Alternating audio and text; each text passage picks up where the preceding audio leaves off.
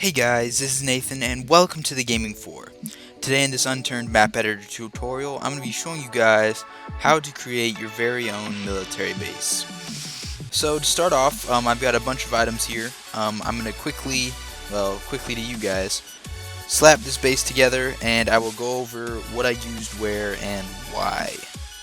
So anyway guys, I'll probably have a link here to skip to the end if you guys don't want to see me building this. But anyway, we will start the building.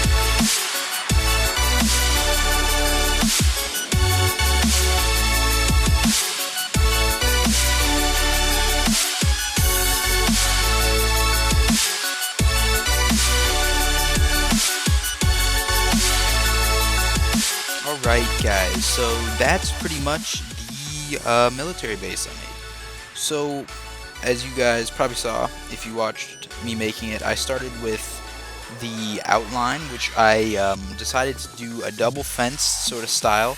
You definitely don't have to do it this way, but I'm just sort of basing it off of, good security, I guess. So if, whoever zombies or people get through the first fence, you got a second fence. And there are the two types of fences that I used: fence stone number 2 and fence metal number 2. And also with fence metal number 2, I was considering putting some gaps in the fence so you could get in, not just through the front door. And yeah, you can add that yourself to, whatever military base you're doing. So pretty much inside the base, we've got two main structure types. We've got barracks and barracks. We've got barracks number 1 and barracks number 2.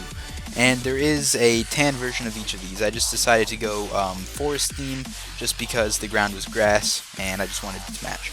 So pretty much we've got the barracks number 1, and these are pretty much for sleeping barracks. Now I didn't decorate these much, but I know the ones in PEI, pretty sure, have pretty much just bunk beds in them. So you really can go pretty simple with these, somewhere just for the guys to sleep. You could make one of these have some sort of food place with tables, maybe some refrigerators in there, countertops, sink, something like that as well. Now barracks number 2 is more of functional barracks instead of like sleeping and stuff.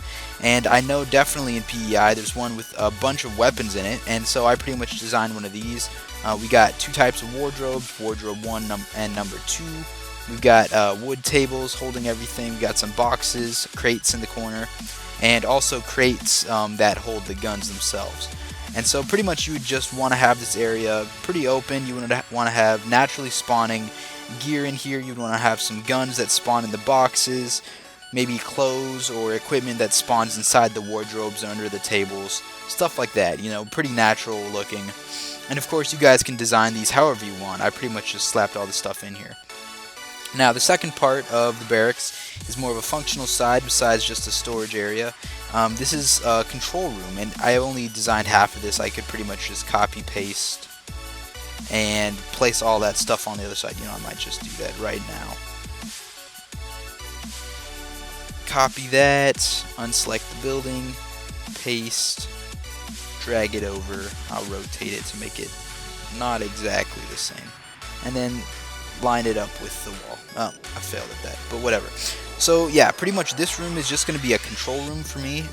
I just had basic computer setup, computer, table, chair. I had a laptop over here. They could use a laptop instead. And so yeah, I would definitely suggest having some sort of control room for your military base, because in real life you need to have a control room. There needs to be a center of operations. So anyway, over here we've got a sort of storage area. I obviously didn't make it look very natural. Everything's very straight. But yeah, every military base should have a place to store lots of materials, and so this was the area that I chose. So the main decorational features you want to have in here is containers. There's 6 types. I only used the last 3 because they didn't have the opening doors. I didn't want to mess with that. You've also got HESCO, crate number 1, and crate number 4, and then the 3 types of barrels. So I would definitely decorate some part of your area in the military base with these sort of storage containers. And this would just allow you to have some tighter, confined areas where you could hide some items like metal, cans, nails, that sort of thing, cloth, sort of useful building items. Now, as you guys may have noticed, I had a bunker. I installed a bunker into this military base. Classically, this is known to be used for Scorpion 7 sort of operations, but you can definitely put this in one of your military bases as well. And as you saw, lowering the ground, I used the flatten tool, and I pretty much just chose a height down here that was definitely low enough so that I would miss any of this. I would miss the bottom floor, so it would be at least low enough for that. And I think I used 0.4. So the main ground is at 0.5. I just put it down a whole 10%, and that was enough for me. So yeah, that was a little tricky, but as you see, it turned out really well. You just put it down in a square formation. If you have trouble making these, don't give up. Just mess with it. I mean, they're really tricky sometimes because you can start getting into like where you got stuff like this happening where you can see down there. Make sure that you don't draw too much at a time so that if you do mess up a little bit, you can control Z, undo just a small part, and then, you know, you can continue where you left off. So yeah, anyway, there's that part of it. That's obviously optional. Another part of the base that I had is a vehicle storage area, and obviously this is not very natural at all. Everything's super lined up and whatever. You could put some parking slots. I didn't think about that. Parking, there's line parking and block parking. You could actually set up a formal parking lot here and have the vehicle set up, but I would have at least a tank in your base just because it's pretty classic, you know, just good obstacles to hide stuff in, good obstacles to navigate around and have zombies. Another thing I had in my base is helipads. This is a really good thing to have in your base now that helicopters are a thing that you can naturally spawn and that players can drive. And also, second very important thing is the fuel tanks. Military bases have been known throughout Unturned maps to contain some sort of source of fuel. And, you know, of course, fuel is super valuable in this game, you know, because vehicles are like everything for traveling. So I would definitely have at least one fuel tank somewhere around your base. You could definitely put one in the car area as well. But I just put them next to the helicopters just for, you know, ease of access, I guess. Another sort of optional thing I had here is a military sign number 1. This is evac zone sign. Obviously, if this is not supposed to be an evac zone, you can get rid of that. I also had these military towers all around the base. That is usually a common thing to have, just military towers, usually on the corners. You could have them in the middle as well, just sort of guarding. And I did have a ladder over there, ladder metal, but I didn't set those up. But yeah, you could definitely do that as well. Also over here, I used a sort of improvised check-in box, and this is actually a tower that I just sunk underground, military tower, let's see, number 2. And yeah, so pretty much you just sink them into the ground, make sure you got the door facing the right area, and this is a perfect little check-in box so that they can allow people through these crossing gates. And I did notice I made this outside fence, the gap is a lot larger than the inside fence, and you know, I did that on purpose just so that it feels more secure the farther you get in. I also put a flag here, obviously for those people who aren't in countries with a flag, who are in countries with a flag not made yet for this game. Maybe you're not going to want to have one. I don't know what you're going to do about that. Pretty much you're just going to have to wait for Nelson to make other flags, and I think he will eventually, because he does have t-shirts now that you can get with flags on them. And one of the last things I decorated with was radar number 1 and radar number 2. It is good to have these somewhere in your base. They don't necessarily have to be on top of a barrack. You could slap them pretty much anywhere. They could be separate as well. They don't have to be right next to each other either. So yeah, just it's good to have those because most military networks connect using some sort of radio tower system. So yeah, now let's move on to some of the optional materials that I didn't decide to implement. So of course we've got tan versions, desert versions of all of this. And yeah, so I decided to go with force theme, so I didn't use those. There's also 2 other types of military towers that I didn't use. There's this one and that one. I used that one for the entryway guardhouse, but I didn't use it as a tower. You could also use those inside or outside your bases. I know in Washington they use military tower number 3. And so yeah, it just depends on preference. Also over here we have hangars. It is possible. I made my military tower pretty compact, pretty small. There's not much extra room in there. I mean, there is extra room, but there's not a crap ton. But you could fit a hangar inside or just outside your military base. Often military operations have to do with plane support as well, so it would be a good idea if you're thinking of a large military base to have one of these as well. And of course, because if you do decide that, you should also have an airport tower and some sort of runway. I included the submarine over here just because a lot of people I don't think realize these exist. They're used in the Yukon map. I think partially coming out of the water maybe, or underneath the ice. I would, maybe if it's near a lakeside or something, you could have some sort of underwater military base as well. So that's just an idea. Possibly incorporate the submarine in there somehow. And so yeah, so that's pretty much the basics of making a military base. This is definitely not all. This is a very compact version as well. Obviously, it's not in some sort of natural terrain. If you wanted to make this on a non-flat area, it would be a little different. I would suggest that if you're in a hilly area, I would flatten most of it first, because if you working with these fences, having them connect over lumpy areas, it's really tough. Getting them to connect properly, it's really hard to make them look nice. So yeah, that's just another suggestion. Hopefully you guys learned something. I outlined a lot of the items you probably want to use, and definitely expand off of this. You know, this is not an exhaustive model. You can definitely add a lot more to this, make it a lot more diversified. I mean, of course, the ones in Washington even have these big walls within the base itself, so it's not free and open on the inside. They've got, you know, everything barricaded off within the base itself. So yeah, hopefully you guys got a good idea of what to start your military base now. So thank you guys for watching. Hopefully you enjoyed and learned something from this video.